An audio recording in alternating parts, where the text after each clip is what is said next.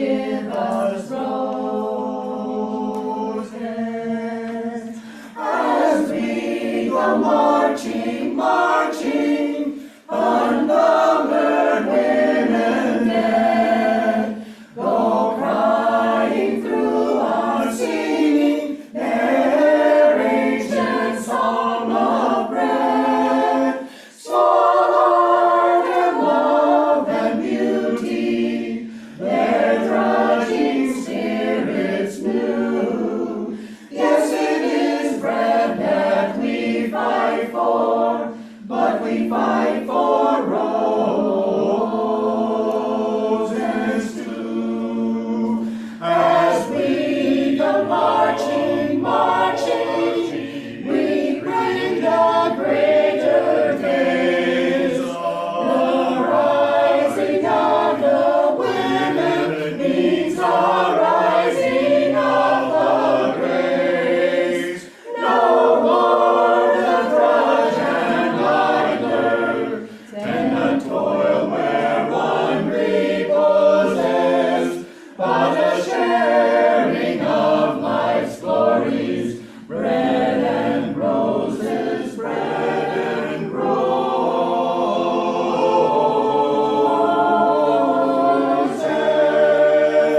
bread and roses, bread and roses.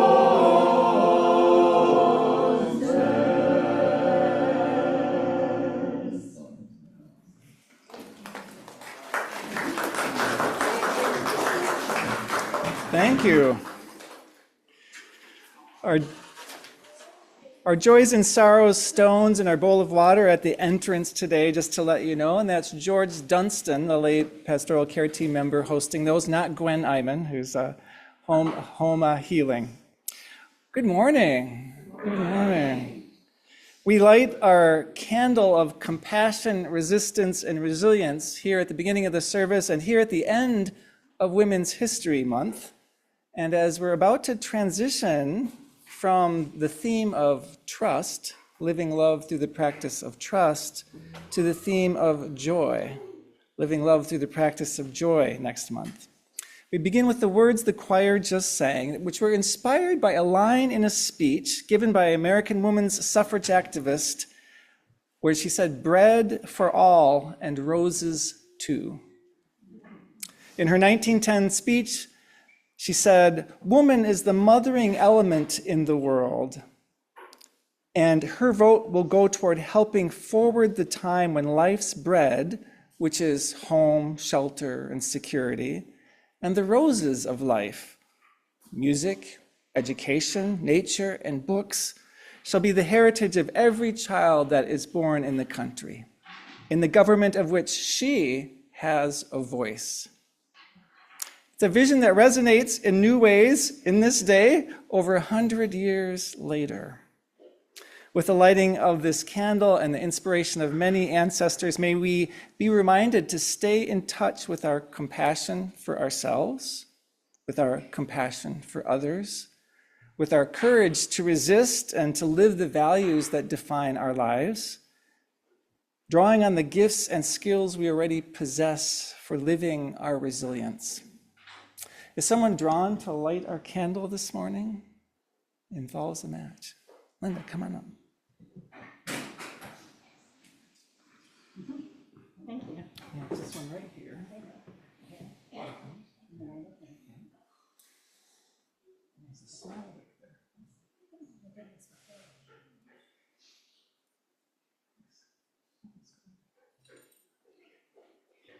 Thank you. And with that, I invite us to release the grip of our cell phones. Really? Yep. Feel free to check and turn them off if you're not sure. And I'll invite us to, on this wonderfully moist morning, to prepare to say hello to the people around us. If you have to gather up some energy to do that, now's your chance. I invite you to say a warm hello and to make sure everyone's greeted well and warmly.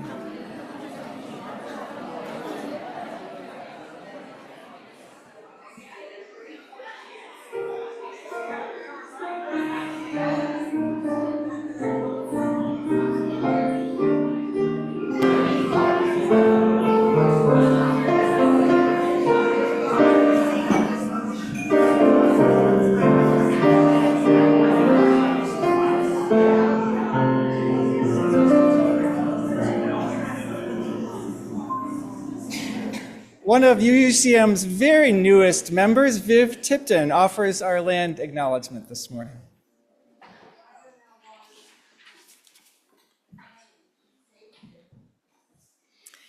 If there ever was a month to offer our land acknowledgement with full awareness and deep commitment, it is this one, with our March theme of trust. The indigenous people who lived here for centuries suffered a full range of cruelties, ranging from broken promises to broken treaties to outright state-sanctioned genocide. Their descendants continue to work to stabilize their people and regain sovereignty through federal recognition. Each week, we place a basket of black oak acorns on our altar. In doing so, we express our heartfelt desire that the Nisenan people may recover more and more of their rich cultural heritage. We commit to support them in these and other efforts in whatever ways we can, under their guidance and at their request.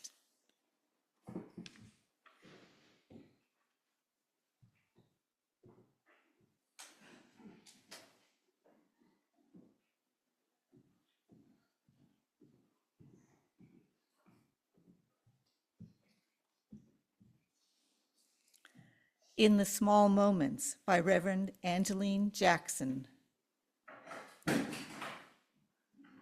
With the lighting of this chalice, may we remember that trust, like love, grows in small moments, in promises kept and confidences held, in boundaries respected and amends made, in showing up again and again. May we be brave enough to risk trust, patient enough to build it slowly, and gentle with ourselves and others when it breaks. Thank you, Marilynne. Another of UUCM's very newest members. It's a delight to have you both participating today. With that, I invite us to sing our blessing, sing our children on their way to Kids Connection with this little light of mine.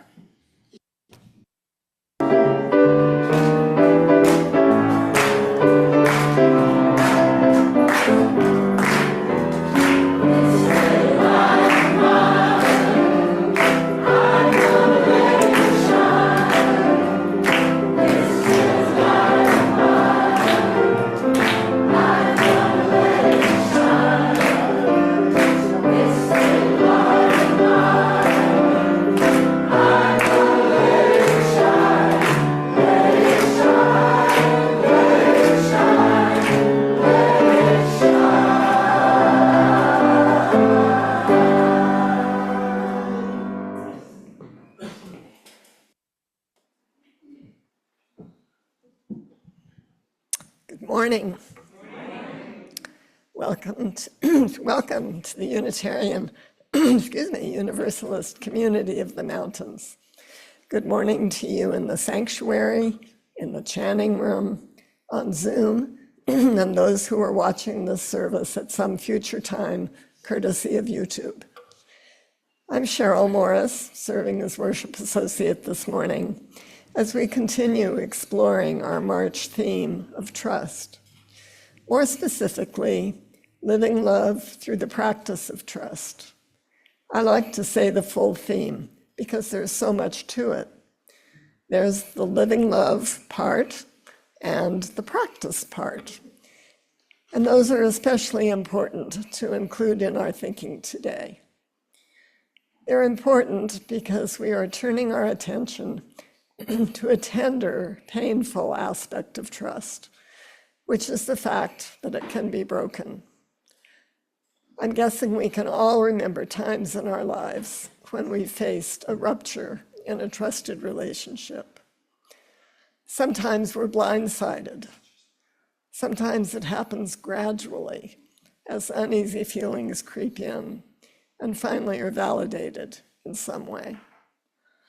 Or, just as painful really, maybe we are the ones who broke a trust, betrayed someone horribly, or let them down in a big way.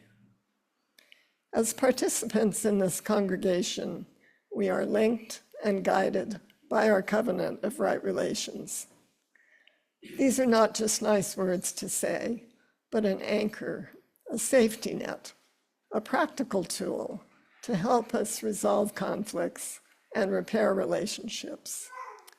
We'll be reflecting on our covenant this morning, remembering that it's rooted in love, and remembering that we can always begin again. That's the practice part. It's a joy to be together today as we take another step on our journey of trust. Sophia will lead us in with some opening words. Welcome.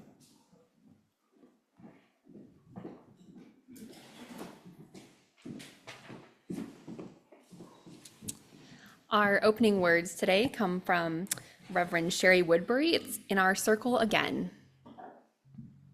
Here we are in our circle again, a circle of vision and reflection, a forum for deciding and empowering. Here we are at the base of another bridge, another space spanning the shores of today and tomorrow, beckoning us to cross the chasm one day at a time. Here we are, gathered again at the cusp of the future, at the boundary that holds this community together. We are here in a circle of love and trust, brought to this moment by a series of choices and promises, by hope and gratitude, by our own shadows, faced and befriended. With a servant's heart, with a leader's listening, with a parent's love, truer than all our inner trembling, let us model the health we seek for all and lean into community. Somewhere out there, all we dream is possible. Somewhere in here, we are sowing the seeds.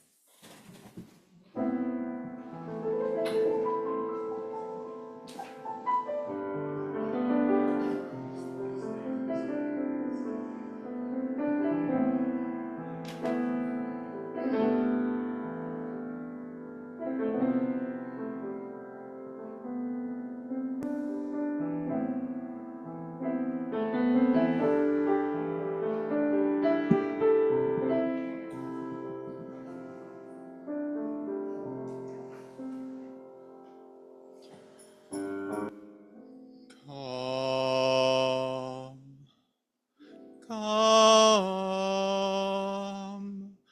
whoever you are.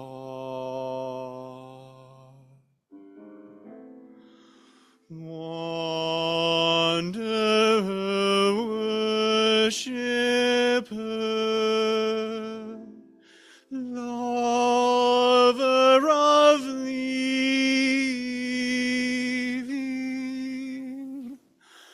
ours is no caravan of despair.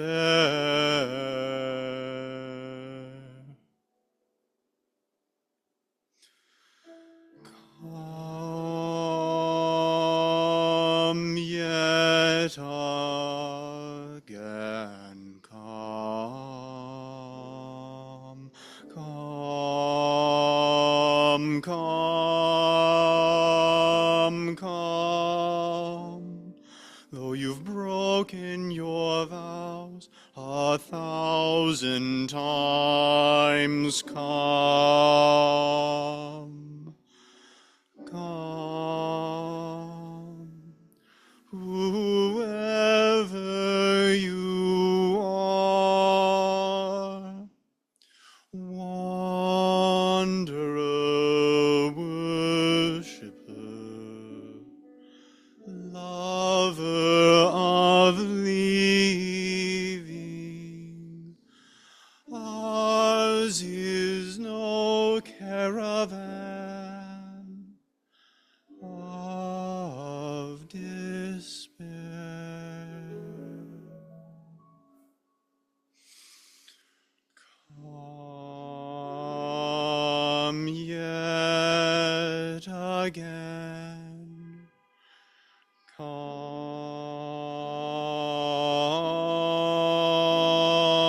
come. Though you've broken your vows 1,000 times, come, whoever you are, wanderer, worshipper, lover of leaving. Ours is no caravan of despair. Come yet again, come, whoever you are, wanderer, worshipper, lover of leaving. Ours is no caravan of despair. Come yet again, come,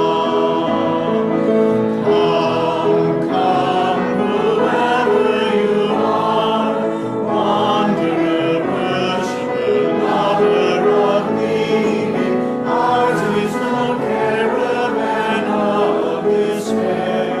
Come yet again,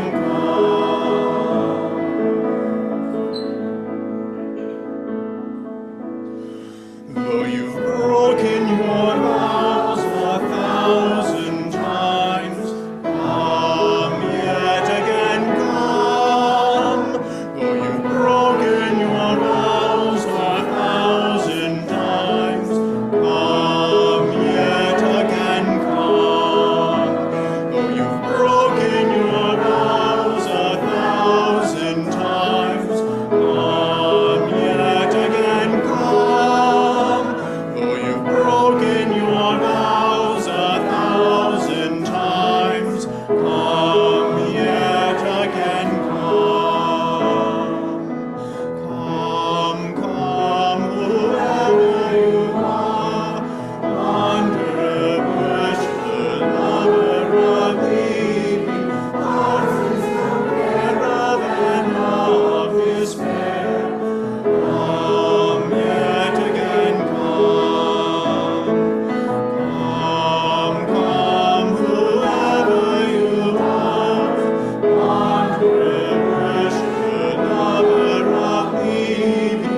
Ours is no caravan of despair. Come yet again, though you've broken your vows 1,000 times, come yet again,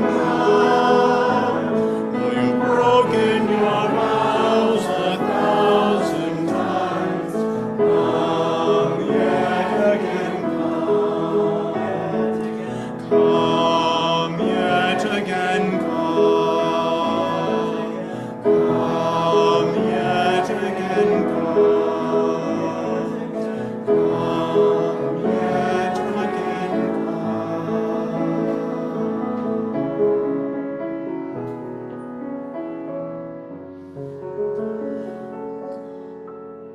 Come yet again.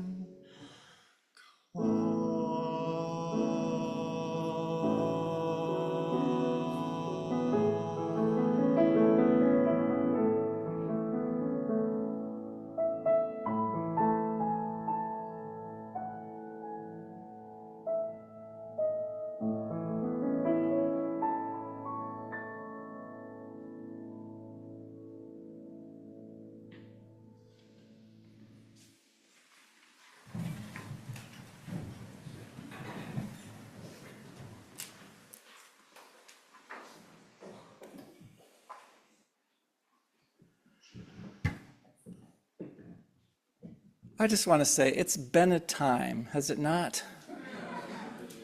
Let me just acknowledge that. It's been a time. It's good to be together. In the description of today's service, I shared Marilynne Robinson's claim that it's trust that knits up the world, and also trust is a stuff peculiarly liable to fraying and raveling. It's both what knits up the world and it's liable to raveling.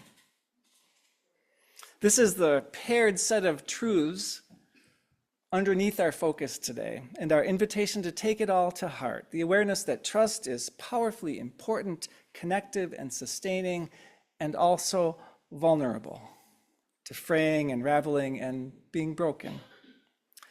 Shanti Felden describes broken trust as what happens when someone doesn't follow through on what they said they would do, or implied they would do, I would add, or when someone's words don't match their actions. She writes as examples, it's when a child says they're at one location and you find out they're somewhere else. When your friend has broken your confidence by sharing something about you to a third person. When a parent consistently misses important celebrations in your life. When your spouse has been hiding financial expenditures from you, or hiding something else significant, perhaps. I appreciate the simplicity and the everydayness of Shanti Felden's definition of broken trust. When someone doesn't follow through on what they said or implied they would do, or when words don't match actions, but I don't think that quite gets to all of it. At the beginning of the month, I asked you about your recipes for trust and the ingredients that feel most important to trust for you. So today I'm going to ask, given your recipe and ingredients for trust, in your experience, what jeopardizes or harms or frays or breaks trust? I'm going to grab my computer so I can watch the chat too. So think about that for just a second, whether you're here in the chatting room or online.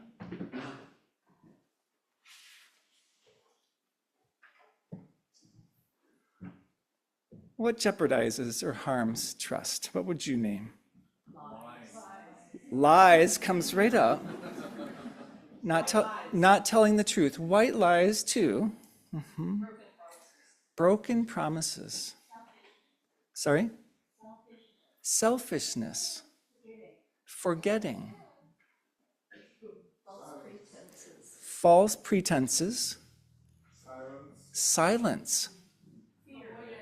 Fear, avoidance, manipulation, gaslighting, disinformation, protection in place of vulnerability, fake news. I have named politics.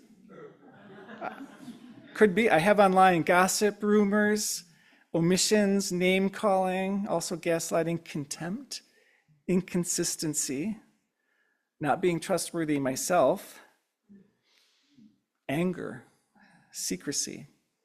What hasn't been named yet? Disrespect. Judgment. Narcissism and raised eyebrows, nonverbal communication. Silence. Ghosting. Hurt, abandonment, volatility, using others, deception, tragedy, again, lies from online. Fragile indeed, right? Strong and yet fragile at the same time. A query to artificial intelligence meaning really a query to the swath of humanity that's ever written anything about broken trust. A query to AI gave a little helpful addition to Felden's definition. Trust, it offered, is harmed or broken when someone acts in a way that damages the foundation of a relationship built on reliability and honesty. There's a catch-all, right? Something that damages the foundation of a relationship built on reliability and honesty. In this Unitarian Universalist tradition, rather than gathering around a set of beliefs, our communities take shape instead around a set of promises, a set of mutual aspirational promises that members together define for themselves and then voluntarily choose to make to one another. In essence, they're promises to support the reasons a given UU community exists and what it's here to do. Typically, that's stated in a mission statement. And also aspirational promises about how members agree to behave with one another for the sake of trust, for the sake of health, wholeness, depth, the strength of the congregation as well as its members. Drawing on traditional religious language, our tradition calls these freely chosen aspirational mutual promises covenants. The Reverend Victoria Safford frames covenants as declarations of interdependence, freely chosen, life-sustaining interdependence, as Rebecca Parker adds. This congregation indeed has a mission statement, a form of covenant, which members agree to support and to live into. Here's the slide, Andy. Those of you who know it or want to say it along with me, please do. This is the promise members have made to one another. With courageous love and a sense of wonder, we cultivate our spiritual, emotional, and intellectual strength to create a world more passionate, sustainable, and just. That's one of our foundational mutual promises. This congregation also has a behavioral covenant, here called a covenant of right relations, written and voted on again by members, and by which members and pledging friends agree to abide. It begins like this. In affirmation of our mission statement, the one we just offered, and to further its realization, we, the members and friends of the Unitarian Universalist community of the mountains, do promise to be in community with each other. In other words, not here merely individually, but to be here together in relationship with one another through the promises we make. Going on, recognizing that different points of view are natural in human relations and wishing to relate to others as harmoniously as possible, I will treat others with kindness, empathy, and respect. I will communicate with patience, flexibility, and a willingness to negotiate in the spirit of cooperation. I will respect confidentiality. I will be aware of my own thoughts, feelings, and needs, and when possible, share them directly and honestly with those involved, without judgment or blame. I will invite, respect, and listen to all points of view while setting aside assumptions or character judgments, and while making welcoming space for minority opinions. I will take responsibility for my own mental, emotional, and spiritual balance, asking for support when I need it. I will respect individual needs and acknowledge that the health, safety, and well-being of our community may take precedence over those needs. When individual needs cannot be met, I will seek compassionate understanding, restoration of harmony, reconciliation, and forgiveness. It's a recipe for trust, for investing in trust. And new people, when they're checking out the congregation and learning about this, look at that list and go, ah! As if we could do all of that, right? Some staff members of the Unitarian Universalist Association on the eastern side of the continent were exploring the nature of these kinds of covenants in our congregations. And they realized that it's tempting to treat that kind of behavioral covenant as if it's a tool for preventing conflict. In other words, if we just write these goals for how we'll treat each other well enough and thoroughly enough and actually do them, we'll never have any conflict. Yay! It's covenant as prophylactic. The truth is, these covenants are there to hold us through disagreements and conflict.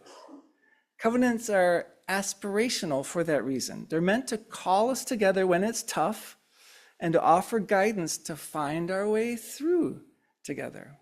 This is an important distinction for those of us who are conflict avoidant perfectionists. It's an aspirational calling to the moment. Because here's the thing, we won't always live up to those promises. Surprise, surprise. That is pretty much guaranteed. We are unavoidably human and fallible. Now, it can also be tempting to think of that kind of covenant as a way to keep others in line.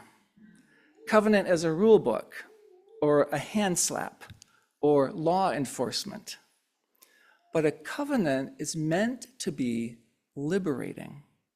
That's its point. It's meant to be liberating, to free us, not to do whatever we want, but to be genuine, authentic, true, honest with and among each other. A covenant is meant to help keep a community of people emotionally and spiritually aligned rather than in line.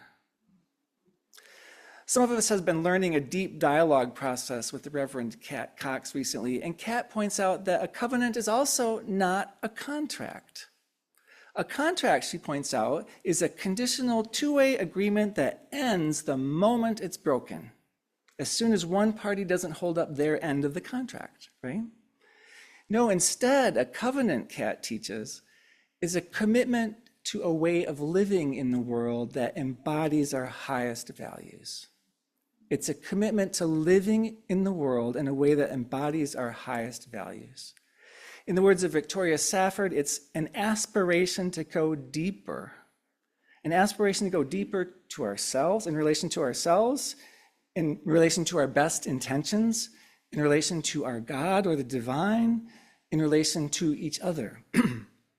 We speak not in the language, the binding language of contract, Safford says, but in the life-sustaining fluency of covenant. Traveling together with each other toward the lives we mean to lead, toward the world we mean to have a hand in shaping, the world of compassion, equity, freedom, joy, and gratitude. The world that feels so challenged at the moment.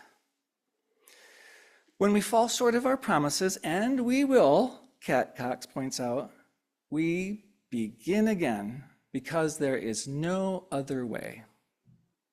We will fall short and we will need to begin again, though we've broken our vows 1,000 times.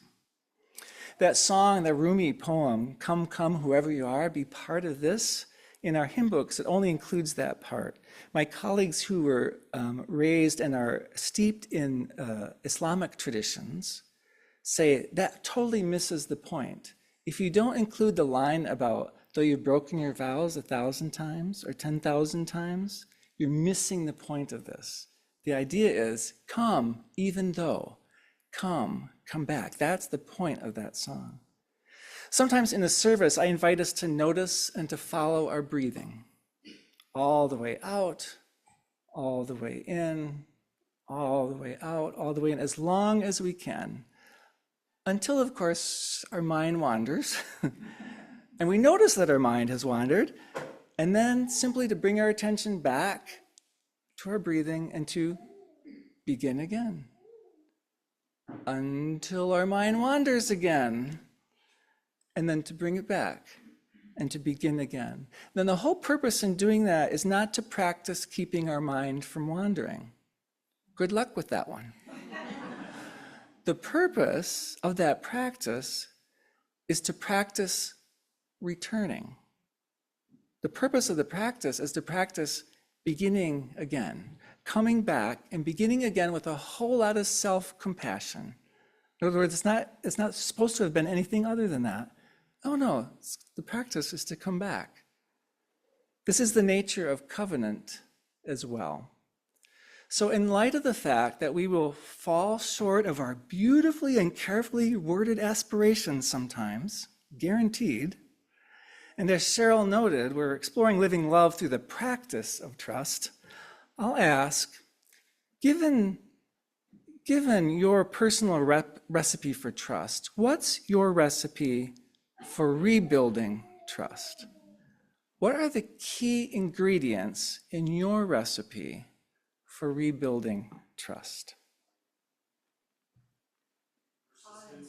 Persistence, time, listening, forgiveness, commitment, compassion, honesty, consistency, awareness, thank you,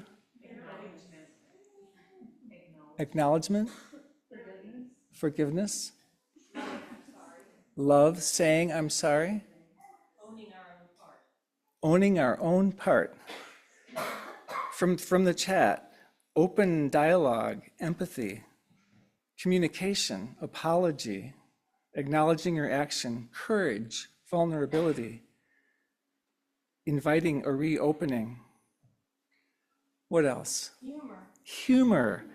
No small thing. No small thing. Therapy.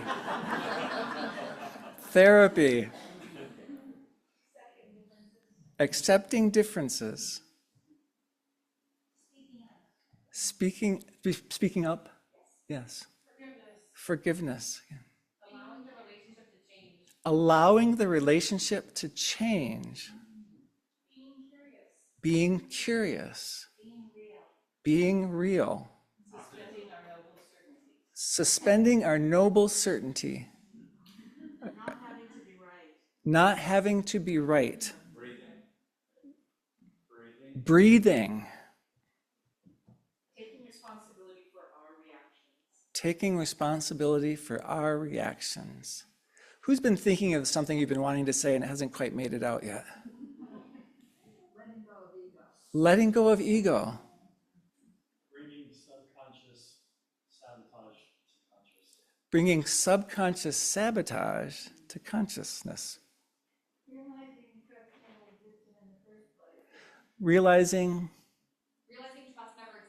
Realizing trust never existed in the first place. Wonder. Curiosity. Excellent ingredients. Are there any steps in your recipe that you would add in terms of how you work with those ingredients? Trusting myself that I'll figure it out. Sincerity. Asking for help from a third party. Equanimity. Listening. Doing things that scare me. Really important.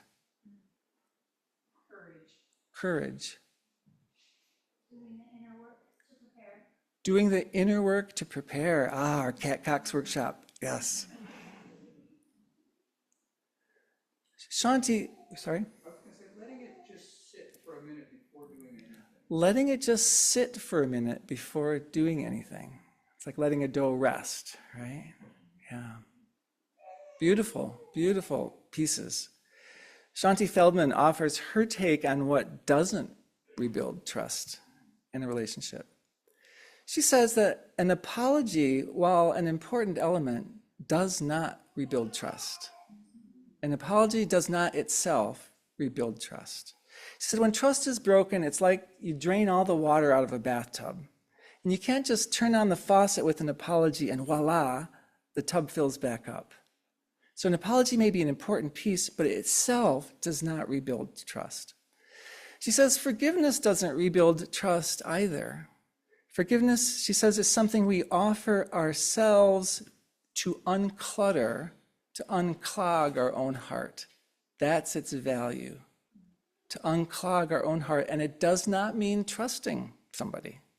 Two different things, forgiveness and trust. So forgiveness is to prepare us, actually. She says forgiveness opens the door for trust to be rebuilt. It doesn't actually do the rebuilding, but it opens the door. Promises, she says also, don't rebuild trust. She said this is one of the few times when words don't matter in a relationship. She said promises are empty in the trust building journey, but actions speak volumes. What does rebuild trust, she claims, is changed behavior over time. Changed behavior over time, thus having a behavioral covenant in the congregation.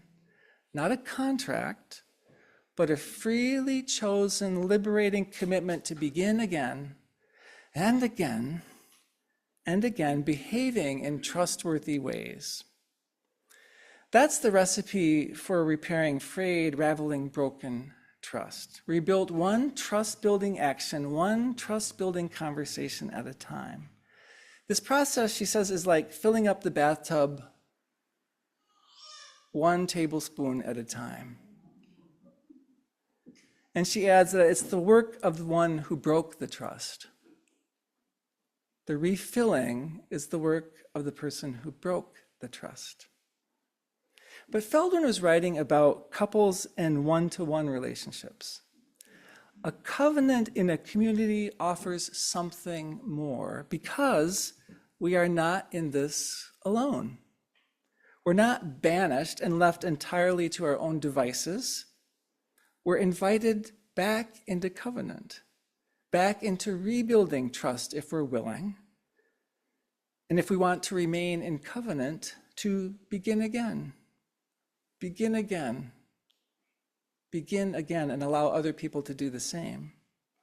One of my metaphors for repairing torn trust and relationship comes from watching my mom darn the holes in socks, which often wear at the places that get the most stretch or friction or rub, the heel or the toe, or the areas where the yarn or the threads are thinnest or weakest. My mom was not about to throw out a whole sock just because it had a hole in it. Eventually, she'd put a light bulb inside. This is called a mushroom in this case, in this photo. She'd use a light bulb inside to make it easier to work. And then she'd first stitch these long parallel threads across the hole, anchored in the still solid areas around the hole, strong warp threads in terms of weaving. After which, she'd weave across the other way, back and forth, over, under,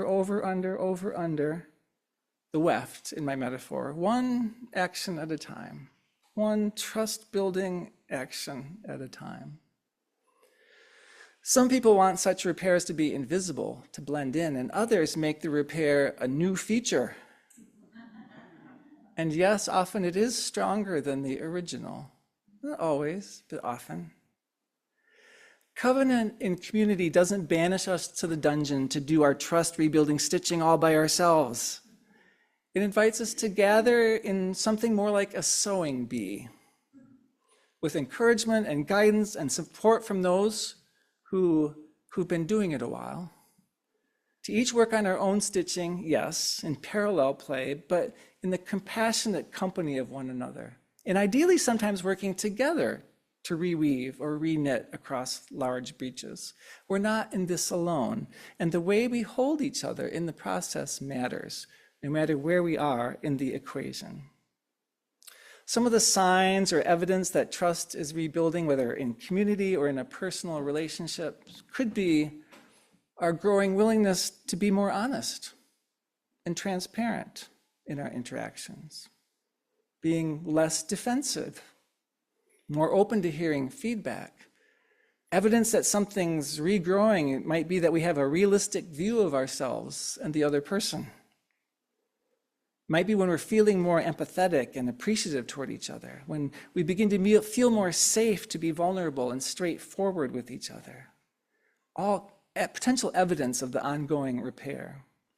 A covenant, whether it's formal and in community, or informal and unspoken with a friend, or spelled out in wedding vows, a covenant is a living, breathing aspiration made new every single day, in the words of Victoria Safford. A living, breathing aspiration made new every single day. It cannot be enforced by consequences. That's not how covenant works. It cannot be enforced by consequences, but it can be reinforced by compassion, by apology, by empathy, by forgiveness when it's available, by grace when we stumble, when we forget, when we mess up. And when we are willing,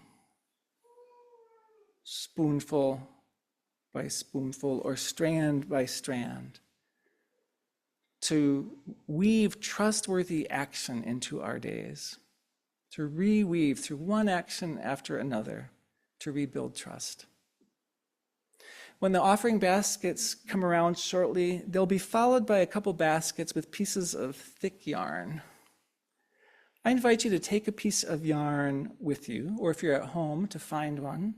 There's some in the chanting room ready for you too. To serve as a symbol, as a reminder of the covenants that you have freely chosen in your life, whether it's here and or elsewhere. The ways you've chosen to bind yourself to others, to the well-being of others, including the covenants in this congregation, if you've made them. And when you have those pieces of yarn in hand, I invite you to follow your breath for a while, all the way out and all the way in, and maybe at home later to spend more time with it, and see if in the process there is a relationship that arises in your awareness that is important to you, that is feeling frayed, is feeling worn, that's feeling torn, maybe even broken, and which, if you could, you'd want to do something toward rebuilding. I invite you to let it be just a reminder. I like to put these where I'll see them. I might wrap it around my toothpaste tube, or the rearview mirror, or maybe on my wrist for a while. If you can, then notice what your work might be to that end. Is it to offer an apology? To accept one? To do the next small trust-building action? To find forgiveness so your own heart opens? Is it to invite someone gently back into covenant, back into trustworthiness? Or to sit with someone, offering compassionate company to someone who's trying to restitch trust a thread at a time, maybe clumsily, but trying? And to do so while you work on your own reweaving. If that yarn is a helpful reminder or symbol, again, I invite you to put it where you'll bump into it and not be able to avoid it, if that helps you. In the words of the Reverend Angeline Jackson, the words of our chalice lighting, which is another kind of reminder, or chalice lighting, may we remember that trust, like love, grows in small moments, in promises kept and confidences held, in boundaries respected and amends made, and so many of the ways you named, in showing up again and again. May we be brave enough to risk trust, patient enough to build it slowly, and gentle and compassionate with ourselves and with others when it breaks, which it will. Each of us and together, so may we be, one piece at a time. Kate Cannon wrote a song recently that felt right for today, asking, where do we begin? I'll invite us to join Kate and Betsy in singing the chorus when it arrives.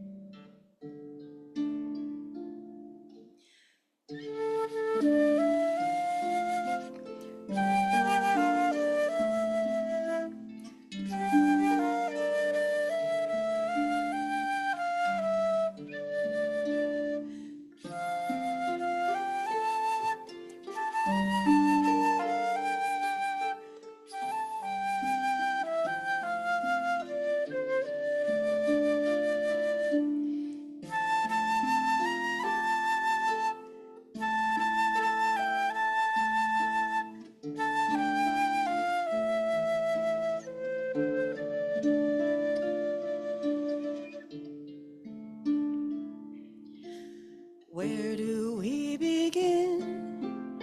Start with a pause. Start with the moment between out breath and in. And in the pause, in the peace of here and now, the next word, the next step arises.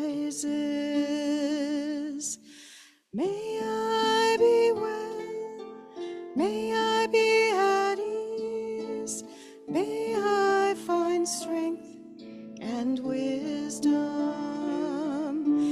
May I be well, may I be at ease, may I find strength and wisdom.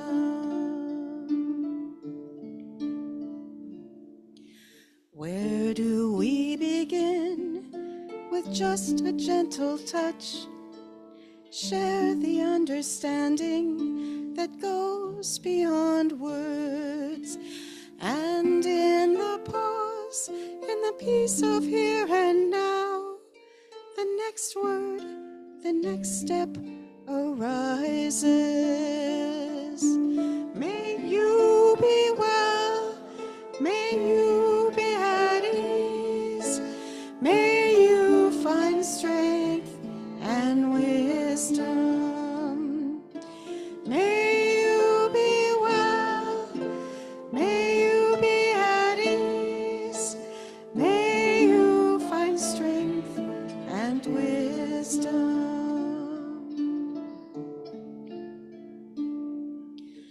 Where do we begin?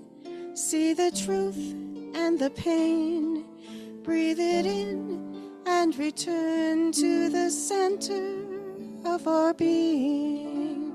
And in the pause, in the peace of here and now, the next word, the next step arises. May they be well, may they be at ease, may they find strength and wisdom. May they be well, may they be at ease, may they find strength and wisdom.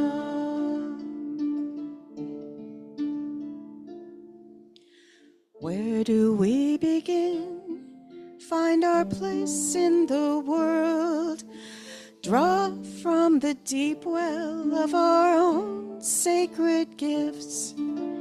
And in the pause, in the peace of here and now, the power of us all arises. May all be well, may all be at peace, may all find strength and wisdom. May all be well, may all be at ease, may all find strength and wisdom.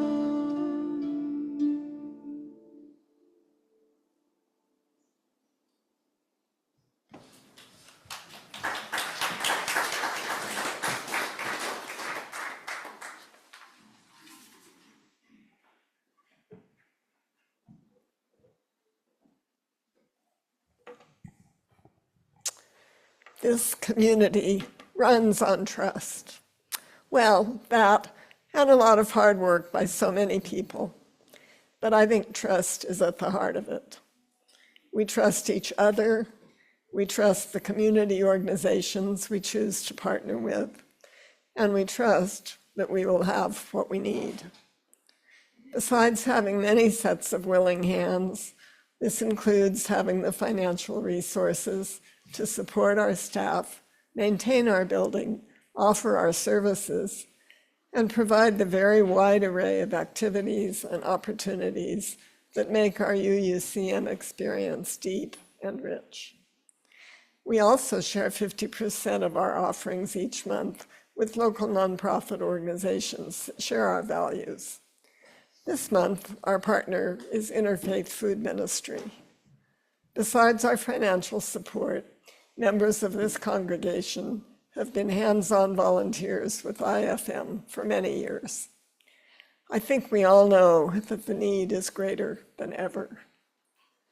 I will also remind you that our yearly pledge drive is just about over, and that any amount you can pledge or donate goes towards supporting our UUCM community, as well as many types of services outside our walls. The ushers will collect from those in the sanctuary and the chanting room, and the slide will tell you additional ways to give.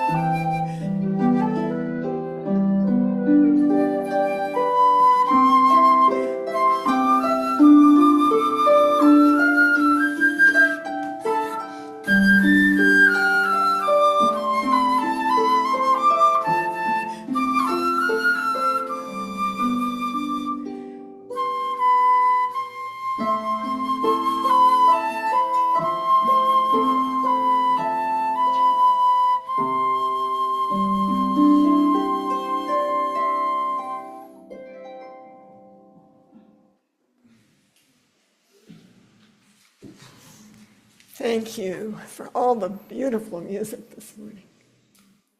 And thank you for your generous gifts and for the trust you place in us to use them well. We dedicate these offerings to living our values here at UUCM and in the wider community. Thank you.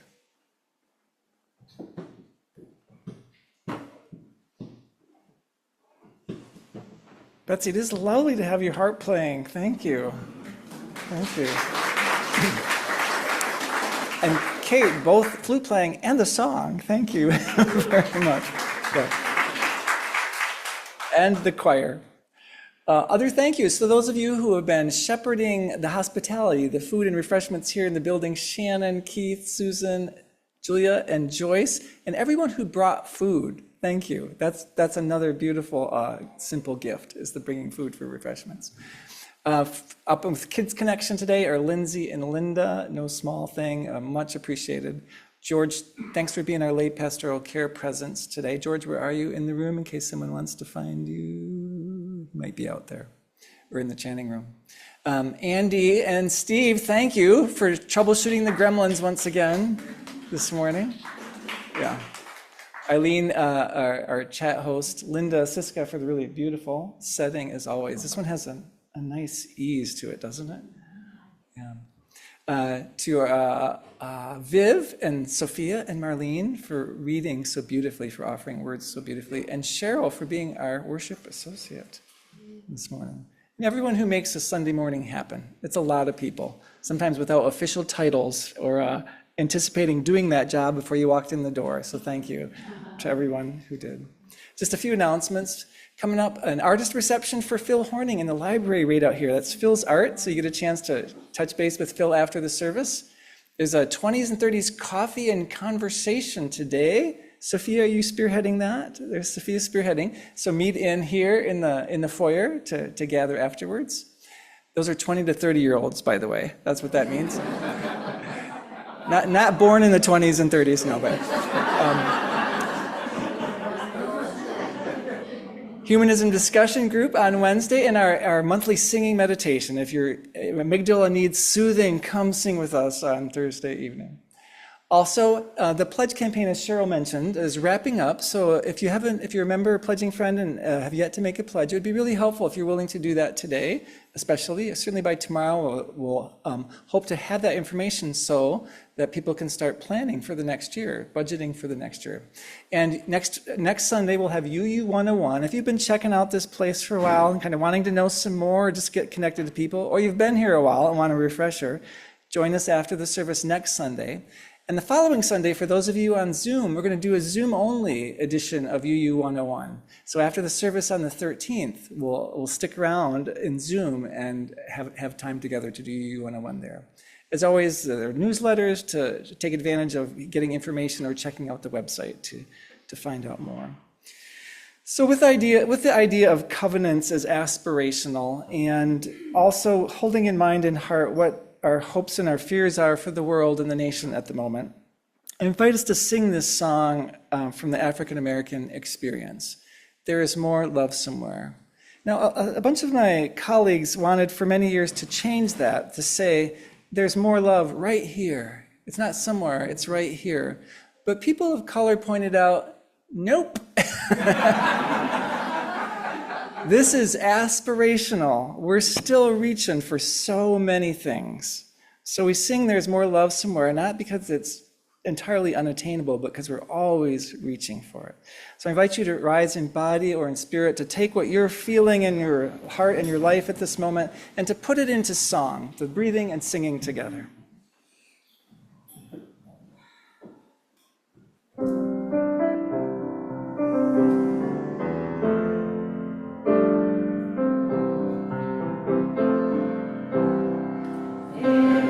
is more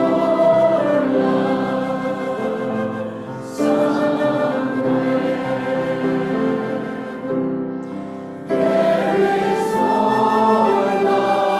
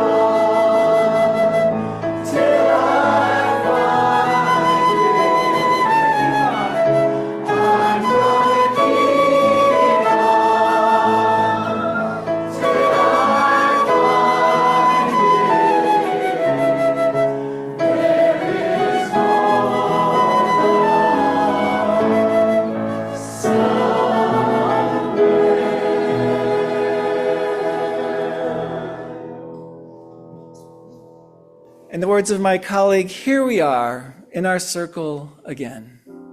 A circle of vision and reflection, a forum for deciding and empowering. Here we are at the base of another bridge, another space spanning the shores of today and tomorrow, beckoning us to cross the chasm one day at a time. Here we are gathered again at the cusp of the future, at the boundary that holds community together. We are here in a circle of love and trust brought to this moment by a series of choices and promises, by hope and gratitude, by our own shadows faced and befriended.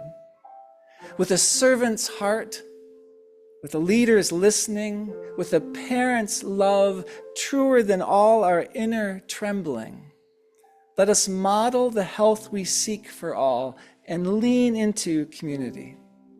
Somewhere out there, all we dream is possible. Somewhere in here, we are sowing the seeds. So may we know it to be. And to remind each other that we're in this together, we offer these good words to each other, this community benediction. Together, as we extinguish the chalice, let us carry the flame of peace and love until we meet again. 20s and 30s in the foyer. Join us for refreshments if you're in the building. We'll see the art reception, and we'll see you next Sunday for our theme of joy.